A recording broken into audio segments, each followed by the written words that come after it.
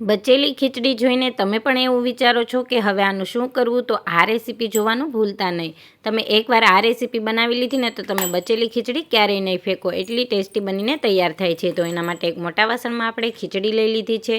ઝીણા કટ કરેલા કાંદા, ઝીણા કટ કરેલા લીલા ધાણા, ઝીણા કટ કરેલા લીલા મરચાં, આદું એડ કરી દઈશું. ત્યારબાદ મસાલામાં હળદર પાવડર, ધાણા જીરું પાવડર, લાલ મરચું પાવડર, સ્વાદ પ્રમાણે મીઠું એડ કરી દઈશું. ત્યાર પછી તેમાં થોડો લીંબુનો રસ એડ કરીશું, ચપટી હિંગ એડ કરી દઈશું, 1 વાટકી ચણાનો લોટ એડ કરીશું, અડધી વાટકી ચોખાનો લોટ એડ કરી દઈશું.